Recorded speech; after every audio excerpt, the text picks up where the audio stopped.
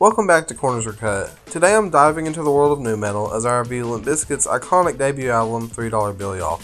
I'm your co-host Dave Turnip, and I'm here to provide you with all the lowdown on this groundbreaking release.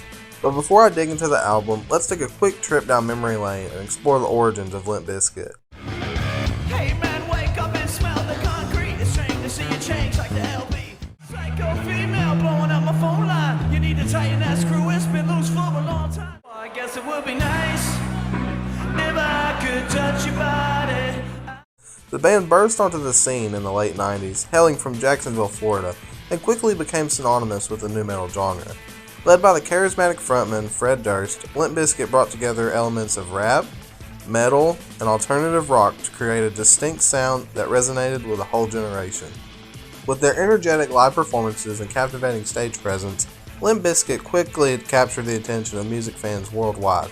The band members, including Wes Borland on guitar, Sam Rivers on bass, John Otto on drums, and DJ Lethal on the turntables, each brought their unique talents to the table, contributing to the band's signature sound. Now let's turn our attention to the album, $3 Bill Y'all. Released in 1997, it served as the band's powerful introduction to the music scene and showcased their raw, rebellious energy.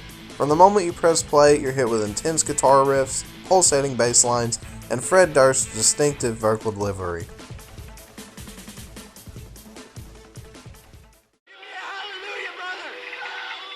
So the first song I'll be ranking today is Intro. So I personally think that the intro was a bit weird, but it heads into Pollution pretty well, and it's also a pretty decent start for the album. I kind of thought that the message in it was kind of weird. I would give the intro a 5 out of 10. So the next track that I'll be ranking is Pollution. I thought that Pollution had pretty good vocals and great riffs and drums throughout, and it also sets the tone for the upcoming tracks. I thought the end part was kind of funny, it's pretty good, and I'd say overall it's a great track. I give this song an 8 out of 10. Hey man, wake up and smell the concrete. Strange to see you change like the LB. So the next track that I'll be covering is Counterfeit. I thought that Counterfeit gave off a very explosive energy, and it has very distinct riffs and a pretty catchy chorus. Overall, I would give it a 7.5 out of 10. Psycho female blowing up the phone line. So the next track is Stuck. So I thought Stuck had a very good blend of rap and metal, and the vocals were also very good, and the sound design in it was pretty great. I would give Stuck an 8.5 out of 10. I understand why the maniacs are hitting the headline. So the next track up is Nobody Loves Me. So I thought Nobody Loves Me has a pretty good intro. I like the screaming sound of it. The chorus is pretty good and it flows very well. I would give Nobody Loves Me an 8 out of 10. I thought I knew ya. Took the time to put my love into ya. So the next track that I will be ranking is Sour. So I thought that Sour had some pretty nice vocals, but I thought it was a little bit weaker than Pollution. I also like the intro, how it says mellow out. I think it had some pretty good work from DJ Lethal in it. I would give it a 7 out of 10. So the next track that I'll be ranking is Stalemate. I thought Stalemate was pretty Korn-esque, but I thought it was a little bit generic too.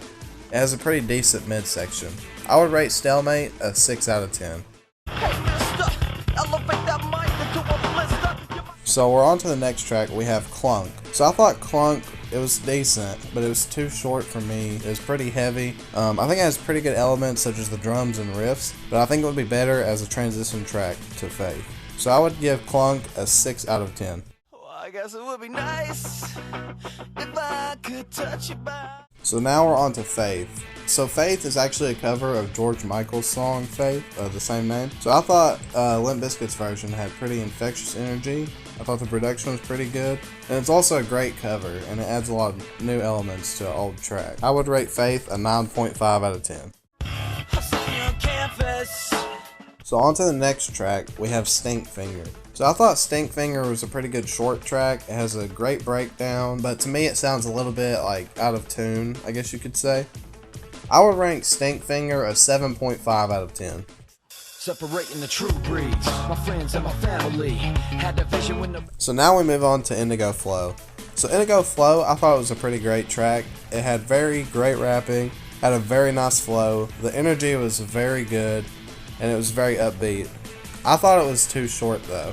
I would rank Indigo Flow a 9 out of 10.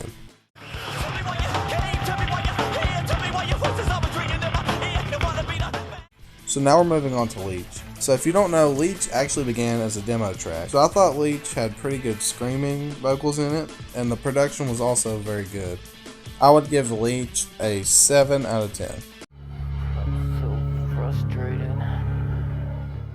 And now we reach the end of the album. So the song Everything, I would say it's a very good outro, and it sounds a little bit mysterious to me. I think it's overall a decent exit to the album, but I think it's a little bit too long. I would rate it at 8 out of 10. While $3 Bill Y'all exemplifies Limp Bizkit's early evolution, it laid the groundwork for their subsequent rise to fame and a lasting impression on the music scene. So whether you're a diehard Limp Bizkit fan or someone looking to explore the origins of nu metal, $3 Bill Y'all is a must-listen experience. Thank y'all for watching, and if you have any suggestions, leave them in the comments. Goodbye!